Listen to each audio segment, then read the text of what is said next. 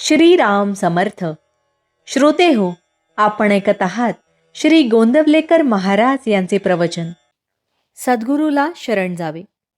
प्रत्येकजण पोटाला खायला मिळावे म्हणून खटपट करीत असतो, परंतु आपल्या इच्छेप्रमाणे आपल्याला मिळते का? नाही. म्हणून सांगायचे कारण असे की जर आपण विषयाकरिता इतके झटतो तर देवाच्या प्राप्तीकरिता श्रम करायला नकोत का? संत सांगतात तो मार्ग चोखाळून पाहावा. एकदा ठाम विचार करून आपण ज्याला गुरु कल्पिला तो सांगेल तेच साधन मानावे. गुरु देहातच असावा हे मानणे चूक आहे. गुरु हे देहात कधीच नसतात. गुरु प्रत्यक्ष देवच आहे अशी भावना ठेवून वागले पाहिजे. अशी भावना ठेवून वागले म्हणजे गुरु कसाही असला तरी तिथे प्रत्यक्ष देवाला येणे भाग पडते. गुरु सांगेल तसे आपण नेहमी साधन करीत राहावे. तसे साधन करीत राहिले म्हणजे आपल्याला देवाची प्राप्ती होते. गुरु नामाशिवाय दुसरे काय सांगणार? त्यातच आपण सदा राहावे.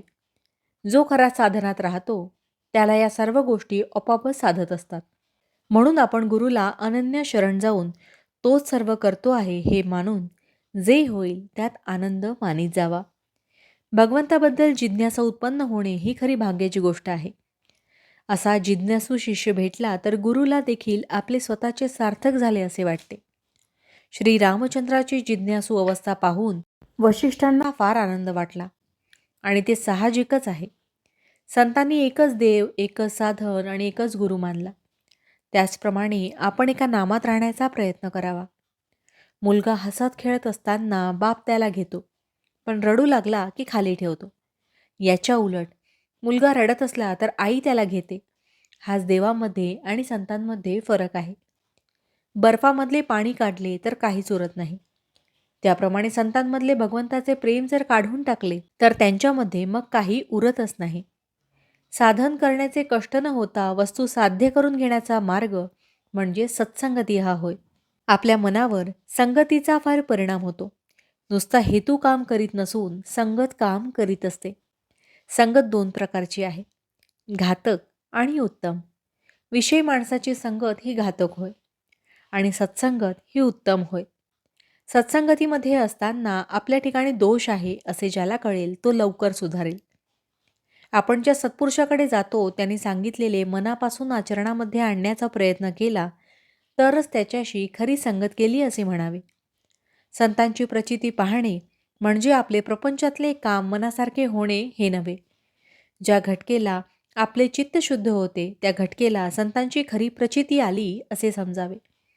भावार्थ, संतांना ओळखण्यासाठी अनुसंधानाशिवाय दुसरे साधन नाही. जानकी जीवन स्मरण जय जय राम. महारुद्र हनुमान की जय. समर्थ रामदास स्वामी महाराज की जय. सब संतन की जय. श्री अनंत कोटि ब्रह्मांड नायक राजाधिराज सच्चिदानंद सद्गुरु श्री ब्रह्मचैतन्य महाराज की जय. जय जय रघुवीर समर्थ. आता आपण 13 वेळा नामस्मरण करूया. श्रीराम जय राम जय जय राम.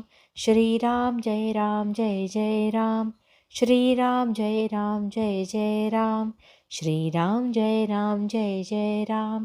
श्रीराम जय राम जय जय राम. श्रीराम जय राम जय जय राम. श्रीराम जय राम जय जय राम.